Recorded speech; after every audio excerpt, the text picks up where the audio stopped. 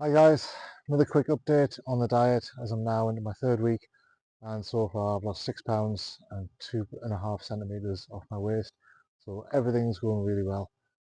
However, I do have some social events coming up which might impact things, but I've given myself enough time for this phase and I'm being quite aggressive, so I should be able to get back on track easily enough.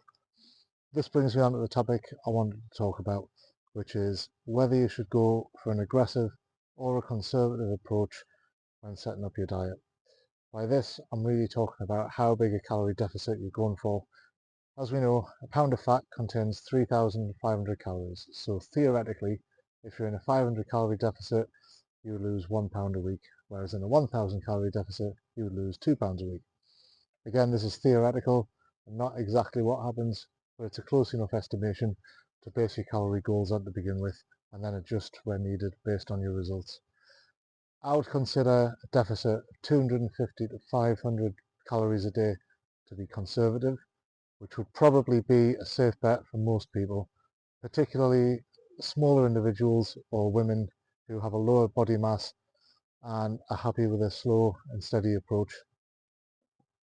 A deficit of 500 to 1000 a day is more aggressive and would be favourable for larger individuals or those who are classed as obese and want to lose weight more quickly. Before I go any further, I want to be clear that I'm talking about diet and strategies that still need to be transitioned back to a maintenance phase for long-term success, not a crash diet with no thought about what to do afterwards. My personal preference is to go aggressive with a 1000 calorie deficit per day, because when I start a diet, I feel ready, I want to see results quickly, and I'm happy to push that little bit harder. This puts me at around 2,200 to 2,400 calories a day, which is still a decent amount of food, and it keeps my protein and fats in check.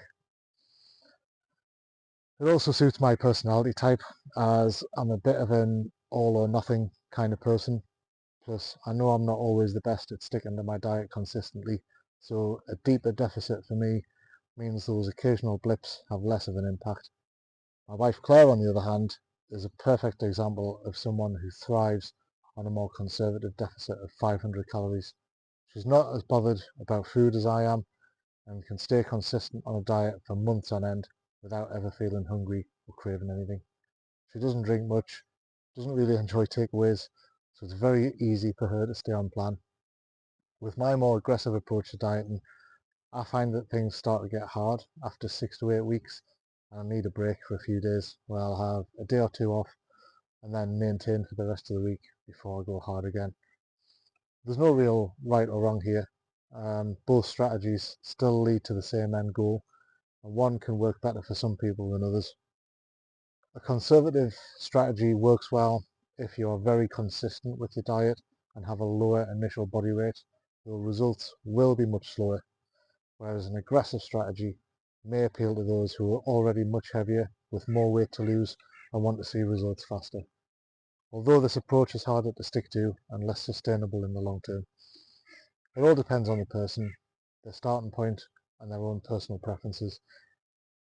The last point here is that whichever strategy you go with, it is really important to plan what happens after you've reached your goal weight so you don't rebound back to where you were. At this point, you need a plan to transition back to maintenance calories to maintain your new weight, which I'll cover in the next video. Don't forget to like, subscribe, leave any questions in the comments.